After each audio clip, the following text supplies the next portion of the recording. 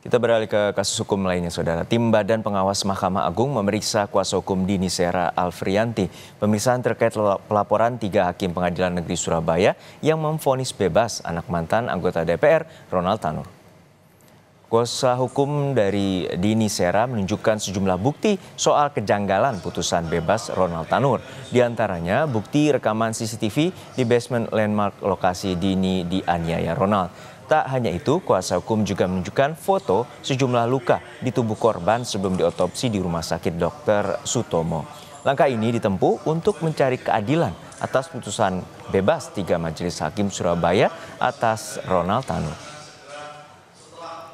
Tadi saya sudah memberikan bukti CCTV, bukti rekaman yang dilakukan oleh tersangka setelah tersangka melakukan pelindasan terhadap korban di basement landmark Surabaya.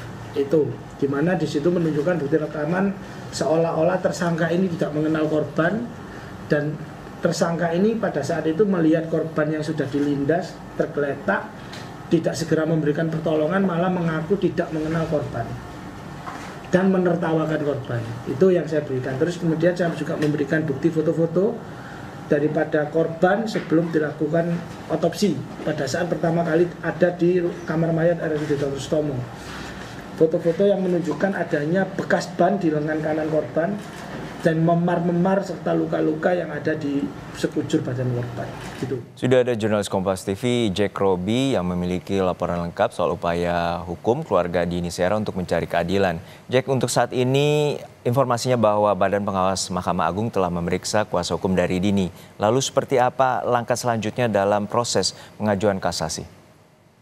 Baik, saudara, bahwasanya memori kasasi diakui oleh tim kuasa hukum Dini telah dikirimkan ke Mahkamah Agung, dan berkas kasasinya juga telah diserahkan ke Pengadilan Negeri Surabaya oleh Jaksa Penuntut Umum Kejaksaan Negeri Surabaya.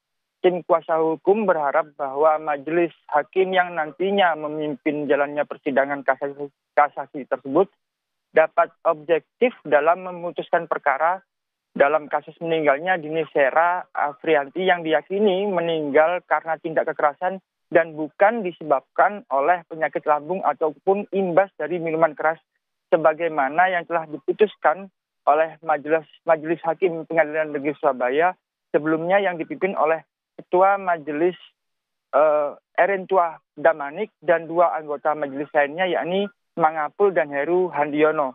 Selain saat ini tengah menunggu jadwal sidang kasasi, tim kuasa hukum keluarga Dini kini tengah menyiapkan sejumlah saksi-saksi guna nantinya diperuntukkan untuk mendukung tim komisi yudisial yang dalam jangka waktu dekat dalam jangka waktu dekat akan melakukan pemeriksaan yang menurut rencana akan segera melanjutkan pemeriksaan yang sudah dilakukan oleh tim pemeriksa dari Badan Pengawas Mahkamah Agung.